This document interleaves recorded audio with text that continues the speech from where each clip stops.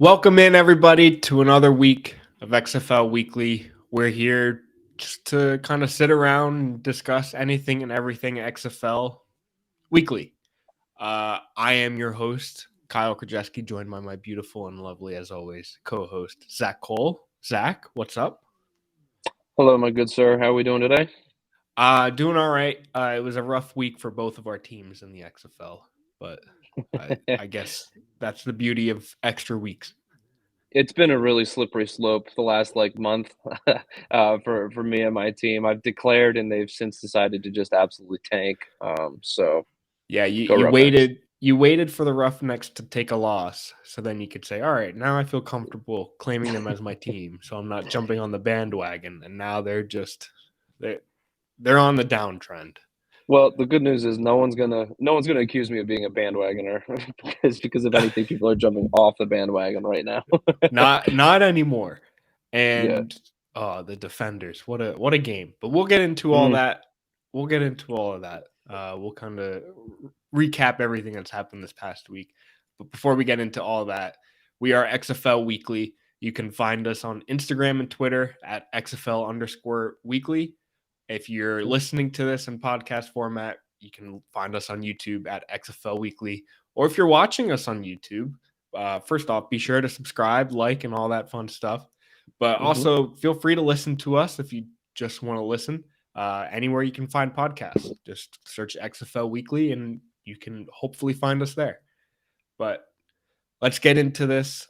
Before we kind of jump into recaps and everything, I wanted to discuss with you, Zach, a little bit about the playoff picture because we have 3 more weeks of the regular season and then we get into playoffs, some XFL playoffs.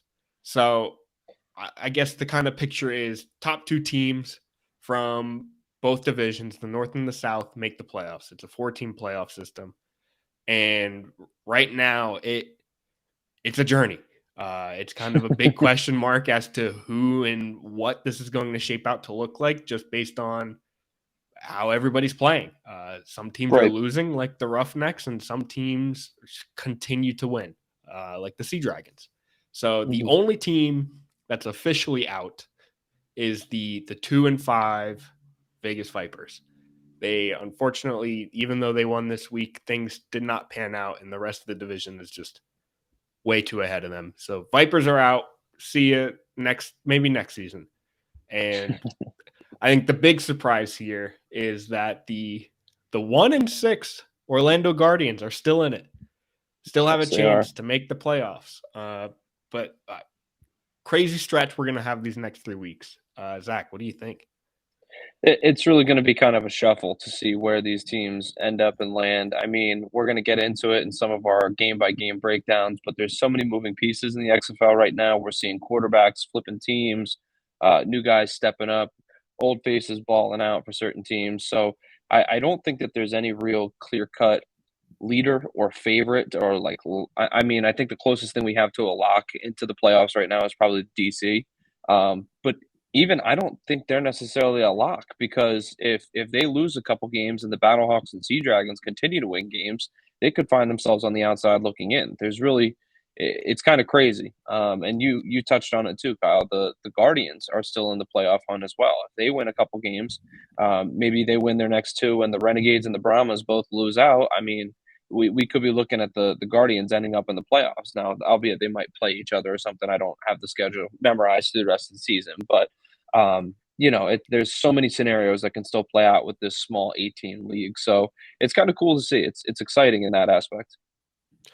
Yeah, it's really cool that we're more than halfway through the season, very much on the home stretch here, and Hmm. all but one team is out and has a chance. Even the team everybody was writing off, probably including us last week, Hmm. still has a fighting chance. Now they have to win out, but I mean, based on what we saw this past week, they could things could really turn around. But Well, and what's amazing, Kyle, is they play the Renegades this upcoming week, yeah, so they have a chance to pull one ahead with them, and then they play the Brahmas the week after. They have another chance to pull one ahead of them. So I mean, they could really do it. It could really wind up coming down to that. So it's exciting. Yeah, and I think only one of those games though is in the Guardian Dome. Mm. So unfortunately, they only have one home game left this season. So they're losing their powerhouse, the X factor for the The Guardians. good news, the good news is it is this week's game, so maybe they can continue building some momentum and they can just roll that right into the week 9 and week 10 slate and come out on the right side of the right side of the playoff picture. Yeah, if there's anything to say here, Guardians, you have two believers in us. We're both rooting for you, even though it may come to the detriment of the Roughnecks if things Mm. just really fall apart. But I think the Roughnecks, they have the head-to-head tiebreaker, so I think they're safe. I love a good Cinderella. I gotta say, even though I'm a Roughnecks fan, I'm still gonna cheer for the Guardians. I love seeing a turnaround story. That's always fun. It's always a blast. Oh man, especially if you lose your first over half of the season games, Yeah, you how about it? you still got a chance. I'm all in. Go Guardians. Definitely, definitely. All right. So many touch on the playoffs there. Let's get into last week and Let's kind of do how it. things shaped up in week 7. Yeah, I'll lead us off here, Kyle, with the first game of the week, which was the Sea Dragons visiting the Renegades. It was kind of a middle tier matchup, I would call it. I know the Sea Dragons are really hot, but they were still kind of trying to establish themselves as one of those top 3, 4 teams, top half teams, we'll say, in the league, and really cement their place. And they did just that in this game. They ended up beating the Renegades by a score of 24-15. It was just kind of a overall solid performance from the Sea Dragons. They kind of jumped out early and were able to just hold on to a lead and sort of coast through the rest of the game. The Renegades did have a couple highlights, though. They managed to throw the ball decently well and run the ball pretty well for season highs in both of those, which is kind of interesting because you and I have always talked about the Sea Dragons as being one of the better defenses in the league. So for the Renegades to really kind of establish and set the tone against the Sea Dragons, it was neat to see. As for the Renegades, they hopefully things are going to continue moving upwards for them. They just traded for Luis Perez this past week from the Vegas Vipers, so hopefully he'll be a spark plug for the offense. And as for the Sea Dragons, they're on a roll right now. They are, I believe, winners of their last 5 straight, and are adding Philip Lindsay into this offense, which was a big Oh yeah. signing this week. So, I mean, the rich kind of get richer. I know that they've been hurting without Ellison recently in the run game, so giving them a spark with Lindsay will be nice, especially because he's still young and I think he's still got a lot in the tank. Yeah, I think it's 28 was his age last I checked, which I was think so. I last think that week, and sounds right. I hope it didn't change in the past few days. He actually went up 2 years. Yeah, he is 28.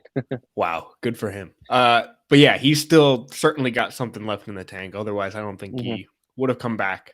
But the Sea Dragons absolutely get that little spark that they have kind of been lacking. But Morgan Allison, I guess this kind of shows that the injury is a little bit harsher than initially Yeah. expected.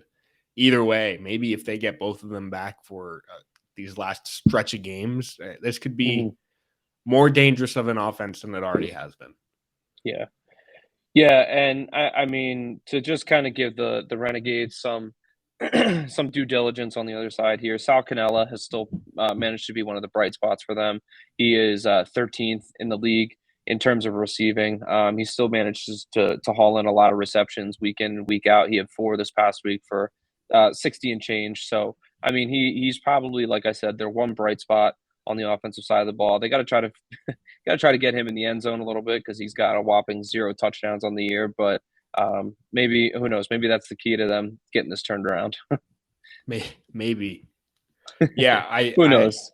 they've been struggling considering they scored 15 points and had their best offensive game.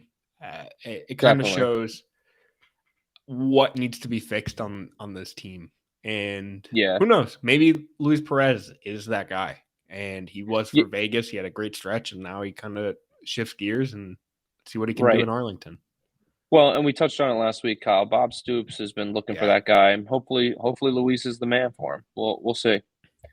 But anyway, moving right into the next game of the weekend, the Brahmas took on the Vipers, and the Vipers actually came out victorious. Unfortunately for them, they also got eliminated for playoff contention, so that's kind of a win and lose situation there. Yeah. But they won this game 26-12. They beat the Brahmas at home. The Vipers, like I mentioned, they did win, and there were a lot of really exciting plays in this game.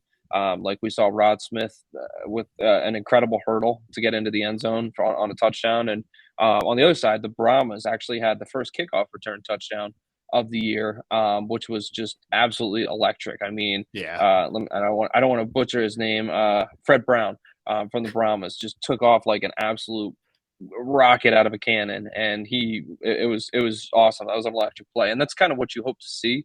Like, we talk about the NFL maybe looking at this as something they could move towards. So for them to see that touchdowns can still come out of it and you can still score and it's still an exciting play, I think that's a really good thing for the XFL's sake. So last point here is that the Brahmas, I mean, they're very, very, very, very similar to the Renegades in the fact that their offense just is not clicking. They have a solid defense, but they need to figure things out. And lucky for them, they're still fighting in the playoff race. They're still doggy battling. So we'll see, man. We'll see. Yeah, the Brahmas very much identical to the Renegades. Just Mm-hmm. have to figure out that offense. And it's something to say when you score 12 points and one of them was a kick return. And Yeah. it, not to say that that's a struggle. I know Heinz Ward kind of took a stance early this season or before the season saying he wants to have the best special teams in the league. Mm-hmm. And the kick return kind of helps prove that or show that, but you still need to score points other ways to Definitely. really come away with some wins. So the Definitely. Brahmas now down to 2-5 and still in the race, still in the hunt. Yeah. I think that win Well, last week against the Renegades definitely helped. and I think the more that Kurt Benkert kind of gets settled into this offense, I Well, think he's hurt. I hopefully think we he's should out for the start seeing. season now. Oh, never mind. Never mind. Sorry about that. I completely blanked on that. Never mind. All right. Well, swallow that point. Let's move on to the next game. Next game came away with it was a sneaky game of the week, Zach. It was my defenders, our defenders, the people's defenders, losing in the Guardian Dome to the one and to the entering the game 0-6 Man. Orlando Guardians, 36-7. It was a 6-0 versus 0-6, and the 0-6 team won. But I think this game was electric. It was incredible to watch. Quentin Dormady, dude is just balling out. He had one of the Yeah. best games I've seen from a quarterback this season with 6 total Yeah. touchdowns, I 300 think over so. Yep. 300 passing yards. 3 rushing touchdowns, 3 passing. That's insane. Dude just came out and balled. And that's what this team has needed. He had a great game last week. I think the Guardians for weeks now have just been shooting themselves in the foot with penalties. And they finally pull one out against the top dog in the entire league. Cody Latimer is now the top receiver in the league in receiving yards. That's huge shout out to him. But Mm-hmm. then, I mean, on the DC side, it was one of those games for them. They played just fine. Their just defense couldn't stop what Orlando was coming away with. And it was an impressive game on both sides just to see score after score after score. There was the point where Orlando scored a touchdown and went up. I think it was they went in. It was like 25 something. Scored a touchdown. Next play, Chris Blair came away with like a 86-yard touchdown, and huge game offensively. It was just back and forth. Defense did not show up on either end. There were a few turnovers, but it was the highest scoring game of the season, and that was a huge game. And shout out to the Guardians. What's funny is we kind of always anoint our game of the week, and I think if we had to anoint like the clunker of the week, this would have been that game. But it proved to be anything but. I mean, we saw what 73 total points scored in this 73. game. which is just ridiculous. So, and you touched on Quentin Dormady, like really just fantastic performance from him. To see 6 total touchdowns is just that's special. It's not something you see very often. So overall, I think it was just an exciting game, a way more exciting game than we thought it would be. Yeah, absolutely. I think we both picked the DC spread of 9.5, and that kind of Mm-hmm. shows what we went into expecting. Zach called the 30-17 score end score, and it was very much farther from that. Yeah, man. Well, I felt good about it, but hey, I'm glad to be proven wrong in this situation. But either way, shout out to the Guardians getting their first win. DC got caught looking ahead after starting 6-0, and I believe they'll bounce back. It's almost good sometimes to get the monkey off the back. Like Oh now yeah. DC doesn't have to be undefeated going into the playoffs or worry about any of that stuff. Like that's gone. That pressure is kind of released. Now they can, if they lose another game between here and the rest of the way, it's not going to be as devastating. I think it's good for them. The only thing kind of getting in their way is how good the teams behind them in the standings are. And one of those Absolutely. teams was the St. Louis Battlehawks getting their win in this next game, final game of the week. Battlehawks defeated the Roughnecks in Houston 24-15. Battlehawks now go 5-2. Their only 2 losses are to the Defenders. It's huge. St. Louis just keeps winning, home or away, and they can win. I think it's insane that to us, the 3 best teams in the league are in the North, and only 2 of them can make it to the playoffs. Seriously. Battlehawks, one of them, but they beat the Roughnecks. And speaking of the Roughnecks, they're on a bit of a Look, bro. downturn, dude. It's looking rough for the Roughnecks. Their Yeah. offense is not clicking. Brandon Silvers didn't play, and that may have been it. But I think we saw last week he got benched, and it didn't look too good for them. They scored 2 touchdowns. One of them was a fumble recovery. And right now, I think kind of Cole McDonald, the starting quarterback, may or may not continue being the starter. Whether Brandon Silvers will come back and retake his starting spot, but the offense isn't clicking, dude, and they kind of need it to be for these next stretch of games before any of these teams decide to catch them, which I also don't think is possible. Yeah, I don't. I don't really have a lot to say about this game. It was not fun to watch. The Roughnecks have kind of lost some of their swagger.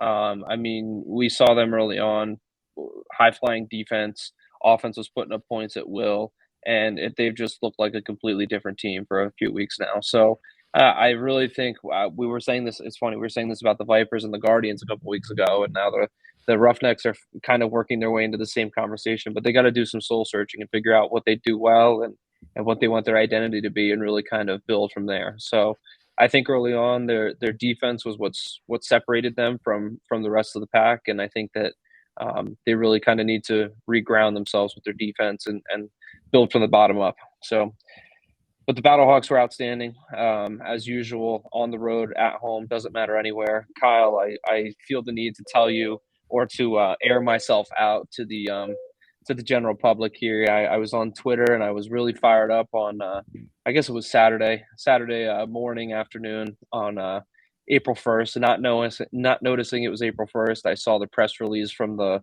Battlehawks, and I was ranting and raving and sending text after text to Kyle about how can they move? They've had the best season, blah blah blah blah. Only to remember it was April Fool's Day, and I'm a big idiot. So, so the Battlehawks not only won once, they won twice this weekend. So kudos Yeah, to you guys. they really got you there. I was like, there's no way They they're got me leaving good. St. Louis. I said, Zach, there's a specific day on the calendar where they can get away with this, and they got Yep, you. walked into that one. They got So me. They got me bad. shout out to St. Louis social team. Proud of you. I'm very proud of what you Yep, were able to do to Zach. absolutely. All right, Zach. That was week 7. Let's chat week 8. Let's look ahead. Yeah, definitely. Week 8, teams need to win. I think everybody needs to win. Vegas doesn't. They're the only team that doesn't need to win. But I think they're going to still come around and play spoiler for a few teams. At least They try can to. listen. They have 3 teams that are currently top or second in their division leading up here. They can really play spoiler. They have the Battlehawks in week 8, the Roughnecks in week 9, and then in week 10 they play the Sea Dragons. So the Vipers could play a really big role in shaping this playoff picture in the next coming weeks here. Yep, they're here to play spoiler. And Mm-hmm. kicking off the spoiler tour 2023, they've got the Battlehawks in St. Louis. Man, if you can play spoiler in St. Louis, that's insane. Vegas at St. Louis, Vipers versus Battlehawks, week 8. We've got a Saturday 1 p.m. game on ESPN. Last time these two met, week 6, St. Louis won dominantly. Came away with a 29-6 win. And I don't even feel the need to chime in. Go ahead, you got it. I was just gonna say I wouldn't be surprised if we see a similar result, but let's hope not. I just want to see Vegas play spoiler. In St. Louis, they're tough to beat. Yep. Next, we've got the Renegades heading over to the Guardian Dome in Orlando. Renegades versus Guardians. We've got Renegades sitting at 3-4 and Guardians sitting at 1-6. Saturday at 4 p.m. on ESPN. Last time these two played, I think this was the lowest scoring game of the season, where the Renegades came away with a 9-10 win. Yeah, lowest scoring game, 19 points. So I'm hoping Dormady kind of comes away with we're going to see. Let's put it this way. These are completely different offenses. We've got Luis Perez showing up in Arlington for his first week here. And then we've got Quentin Dormady just balling out for Orlando. I'm really hoping we see more offense in this game, and I really believe we do. These two teams are really turning a new leaf on offense, and let's hope we score more than 19 in Orlando. Yeah, it's set up to be a little bit more of an exciting game this time around, and like you mentioned with Dormady, I think he's got the keys to the car right now, and he's got it moving. So let's hope for some more points. This is probably the game where both teams need to win the most. Mm-hmm. Agreed. Next game up, Roughnecks at Brahmas. We've got the Houston Roughnecks traveling over all the way, taking the longest journey of the week into San Antonio. I actually think this is the shortest, but they're all in Arlington. It doesn't even matter. Going to San Antonio, Roughnecks versus Brahmas. Roughnecks are sitting at 4-3, top of the division. Brahmas need a win at 2-5. This is where we get into Easter Sunday football. Yeah, it is. Yes, it is. That's right. Sunday at 3 p.m. on ABC. You can be lounging on your lounging on your couch after an exciting Easter morning. Probably have a few dozen Easter eggs still missing, but you're like, nope, gotta watch the ABC. Gotta watch Roughnecks at Brahmas. You know what? I always have a really nostalgic kind of taste about Thanksgiving because I love eating and then going to sit down and watch football, and it just makes for such a good day. And I'm curious. I'm really interested to see if that same feeling happens with Easter this year. Go eat your feast and then go sit down and watch some XFL football. And you're gonna have a lovely brunch because that's kind of what I associate Easter with. Mm-hmm. You're having a lovely brunch, then you get to just lounge. 3 p.m. on ABC. You don't even look very hard for it. 3 p.m. Roughnecks. Roughnecks Brahmas. You got football, and that's going to be different to say the least. Absolutely. Last time these two met, Houston won 22-13. Week 3. I think it's going to be a much lower scoring game, but we'll see. We got to look at these odds after this. Mm-hmm. Final game of the week, Easter night, Sunday at 7 p.m. This is my personal game of the week, and it's not because the Defenders are playing it, because these two teams are playing some fantastic football. We've got the Defenders in Seattle against the Sea Dragons. Sunday night, 7 p.m. on ESPN2. Defenders are 6-1, coming off their first loss, while the Sea Dragons are 5-2 on a 5-game win streak. Last time these two met was week 1. I think it was a Sunday night football game, and DC came away with the win 22-18. Game of the week, my personal game of the week. This is going to be a game because whoever wins this one, I think, is on top of the standings. Actually, I think tiebreaker would go to DC. So Yeah, either way, it's the perfect game to wake up from your Easter nap after you're out of your food coma and click on the TV and watch this one. It's a good one. It's a really good matchup. I don't think it can be understated though that the Sea Dragons are going.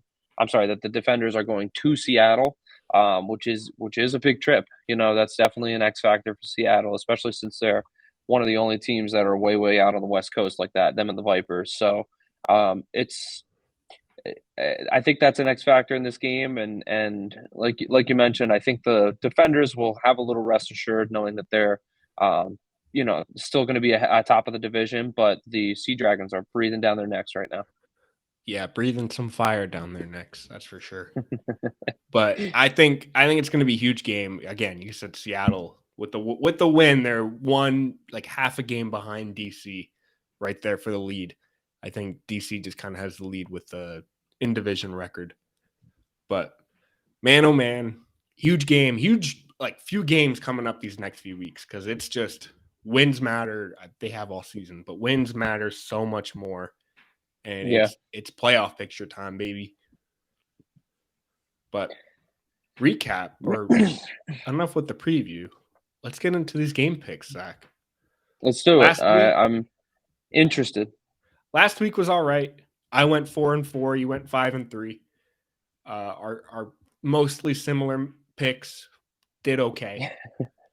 I want to mention that we both picked the under 38.5 for the Brahmas at Vipers game, and the game came to a 38-point total. So we did it. We knew it. Nailed we saw it coming. Either way, I'm still ahead. I'm 2 picks ahead of you, dude. This is your week, but I hope it's not. Well, see, the good news is I'm catching you 1 pick at a time, and if I'm 2 picks ahead of you, by my calculations, by week 10, I should win by 1 pick. So I'm sticking with that math. Good luck. Let's kick it off. First pick of the week. We've got Vipers at Battlehawks. Battlehawks are home and sitting with a -6.5 point favorite spread. Over under is set at 46.5. Highest So scoring, believe it or not, second highest scoring game of the week. I'm not gonna tilt back and forth all over this game. I think I have this one pretty clear cut already in my mind. I'm gonna take the Vipers plus 6.5. Oh, I think that they are going to keep this nice and close. And I think that the over is going to hit in this game. I'm looking for a little bit, some points to be put on the board, is what I'll say. And I think that the Battlehawks are more or less a lock for 20 at home. So I just need the Vipers to throw on a couple extra points, and we should be cruising to the over there. So that's where I'm at. I'm going to take St. Louis. I'm going to take the points, -6.5. I think this is a team that can score, and I think they continue to win by a touchdown or more. Yeah, I mean, we saw what they did to the Roughnecks last week. Their defense is doing quite well for themselves. But I'm gonna take the over here. I think, again, this is 2 teams that can score, and they've been riding high. I think these are 2 teams that are scoring, and they're gonna take the over. All right, our next game is the Renegades and the Guardians, which is a pretty close matchup, all things considered. It's only a 1-point spread, and it's in the favor of the Renegades, who are going to the Guardian Dome, let me just mention. And the over-under is set at 42.5 points right now. I'm struggling with this game a little bit, but I'm going to go ahead and bet on my guy, Quentin Dormady here. I'm going to go ahead and take the Guardians -1. And for the over-under, I think I have to go with the under because the Renegades really haven't been too beautiful on offense. So until they decide they can show me that they can score points, I'm going to go ahead and keep taking the under with them. So Again, give me Orlando -1 and give me under 42.5. I think I'm gonna definitely join you. Orlando -1. I think this team has for sure turned things around. I think they can score. I think this is kind of their awakening, their offensive awakening. But I'm gonna take the over. I think these are two teams that are going to run in here with two completely different offenses. Guardians from what we've seen last week and the week before, and Renegades with a new and improved Luis Perez. And I think we're going to see points. As surprising as that seems, where their last game came to a 19-point total, this one's going to – I believe it. It's going to go the over, 42 and a half. That's a lot of points to make up in the difference there. These are two completely different teams, buddy, let me tell you. And I'm excited for this game for some reason. Well, let's bank on them being different. Moving on, our next one is the Roughnecks and the Brahmas. You mentioned that's the shortest total distance of the weekend traveled. The Roughnecks are heading to San Antonio to play the Brahmas, and the spread is in the favor of the Roughnecks right now at -4.5 points, and the over/under is set at 40.5 total points. This is tricky to me because I want to believe that the Roughnecks are 4.5 points better than the Brahmas. But right now, I'm not really I'm not taking into account anything about the Roughnecks' past success. I'm kind of taking them for what I've seen, and it kills me, but I'm going to take the Brahmas +4.5 in this game. I think at bare minimum, they'll keep it close. And honestly, the Roughnecks are 0-3, so it wouldn't even surprise me if they lose to the Brahmas at this point. So that's why I'm going to go with 4.5 in the Brahmas' favor. As for the something interesting to mention here, Kyle, outside of the Battlehawks beating the Vipers, this is the second highest money line too. The Roughnecks are have a -180 money line, which is just kind of piqued my interest really quick. So just something to note. As for the over under, I think I'm probably going to go. I think I'm going to go under on this game also. I think I'm going to do under 40.5. The Roughnecks haven't necessarily been putting up points. Yeah, they really haven't been putting up points. They put up 14 in week 5. They put up 26 in week 6, and then they only put up 15 in week 7. So yeah, I'm going to take the under. I think that this game will be pretty safely under, even if they venture into that 20 territory or whatever. I don't think it'll go much higher than 20. So give me the under. I am going to differ on you. I think Houston is being forced to figure offense out after a mini slump here. Okay. And I think Houston's going to come away with the win and a -4.5 win. So I'm taking that spread. I think I think that's mostly me saying San Antonio is not good. Okay. And I think they're not going to score much at all. I think the Roughnecks defense very much keeps them in check. And because of that, I also think I'm with you on the under. I think these are two teams, as much as I think the Roughnecks will score points and will score five or more points more than the Brahmas, I still think it sticks with the under. And again, I think that's because the Brahmas won't score much at all this week. Yeah, I agree with your logic, and you're talking me out of my pick. But I'm gonna stick with my guns. I'll stick with what I have. Yeah, you gotta try to get these picks better than mine, anyways. I need to make up some ground one way or another. All right, final game of the week, Sunday night. DC at Seattle. Seattle is the -1.5 point favorite, and the over under is set at 47. A clean 47. That's a high number. 47 is a high over under. Yeah, I say that, but it's literally half a point higher than the Vipers and the Battlehawks. Anyway, I'm going to go ahead and I'm going to take your Defenders in this game. I think. Yeah.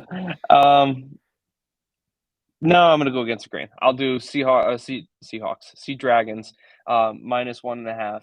I think that playing at home, I think the defenders have to travel across. I think they lost last week's game. I think the Sea Dragons are on a 5-0 run. I think it's all just pointing into Seattle's favor right now. Don't get me wrong, defenders are still a very good team, but I think that the Sea Dragons might get the edge in this matchup. And the over under, I'm going to go over 47. I think this game is going to be high flying. Sunday night, Easter, everyone's going to be watching. I think it's going to be a hell of a game. I'm fired up. Yeah, this is going to be a huge one. I think I'm going to take Sea Dragons -1.5. And I feel like I'm going to hate myself for taking that. But I think this is a team. This is a team that's winning. They're a 5-game win streak. They're not just gonna lose. They're not gonna take a week off. Mm-hmm. I think they've got this one, and because of that, I'm taking the -1.5.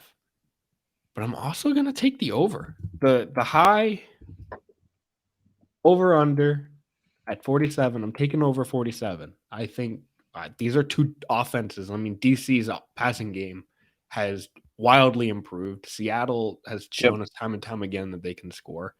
Yep. I think it's going to be an offensive battle where these two defenses are also really good. But give me the points. Give me over 47, and I'd love to see Seattle -1.5. Both of these teams. Sorry, both of these teams are more or less a lock for like 20 points apiece. I mean, they both. Since the Sea Dragons scored less than 20 twice, and the Defenders scored less than 20 once. And both of them have gone over 30 a couple times in a game. So I feel like it's a pretty safe bet. Yeah, I'm feeling good. Feeling good about the over. Not feeling good about the spread pick, but yeah, it's worrisome. This game is tough. It's like a money line. You got to just pick who you think's gonna win. Just gotta take who I think, and I unfortunately think the Sea Dragons are gonna come away with it. Well, They're staying on that topic, and things are looking good for them. Absolutely. Staying on that topic real quick, the you can still bet the team futures right now and the XFL champion, and the Sea Dragons have the fourth highest odds to win the championship. Wow. The Sea Dragons are at +475, which feels kind of crazy to me. Who are they behind? They're behind the Defenders, the Roughnecks, and the Battlehawks. I think the bigger thing that's surprising to me, I'm guessing that the Defenders and the Roughnecks being 135 and 250, respectively, has to do with them both being likely to win their division, and get that 1 seed, and I'm going to assume home field advantage for their first game, at least, if not the first 2 games. So I think that that's probably what's playing for it, but I don't know I don't know if that home field advantage is 200 betting points difference between the Roughnecks and the Battlehawks at 250 and 450. So it's just something that caught my eye. Interesting. Wow. Sea Dragons at 475. And if you really want to kind of just throw some money away, the Vipers are +7,000. And ironically, even though they're eliminated from the playoffs, they still have better odds to win the championship than the Guardians, who are at +18,000. Wow. Shout out to Vegas, cheesing their own odds, trying to take as much money as they can from anybody without a brain. Whatever you do, don't put any money on Vegas Vipers to win the championship. No, they are mathematically eliminated. Vegas is just trying to win themselves some money here. Yep. I might put $10 on the Guardians. Who knows? Wouldn't that be the wildest run of all time? At +18,000. All right. Enough odds talk. Let's talk Pick'Em. Because last week, I didn't even look at this. I'm not even logged in. It logged me out. I had a solid week, but I think, Zach, your week from a few weeks ago keeps you in the lead of the league overall. It's just going to carry me from here on out. Yeah. But either way, we are, to you, the viewer or the listener, we have an XFL Pick'Em League hosted by XFL that we kind of have our own league. Link and code to join will be in the description. So if you're at all interested, feel free. It's free.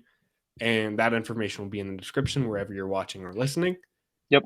And it's just a free pick make 8 picks, over-unders, and you just kind of compete against us and a bunch of other people and just kind of have fun with it. But We're at the big 4-0. Big 4-0. We've got 40 people in this pool right now. But right now, we've got, for an example for this week, one of the picks you can make is the defenders have the top run defense in the XFL, allowing 75 yards per game. The Sea Dragons average 94 yards per game, which ranks third. Will Seattle have over under 85.5 rushing yards against DC? And you just put over under and you make your wager, and free, 100% free. They give you a couple hundred footballs to bet and have fun. Again, we've got our own league. Feel free to join. Code and description will be in the code, and link will be in the description. Yep, absolutely. Nothing more to it than that. Just a little bit of fun, keep you invested in give you some legs in the game week in and week out. Absolutely. Makes you check the box score if you missed the game too, and it's kind of cool. Exactly. Yep. But that is it, I believe, for our week 8 preview, week 7 recap. Thank you for tuning in, and feel free to like, comment, subscribe, give us a rate wherever you're listening to us. And once again, thank you for tuning in. Zach, it was a lovely week chatting with you again. Always a pleasure, my friend. Look forward to doing it next week. And everybody, we'll see you next week.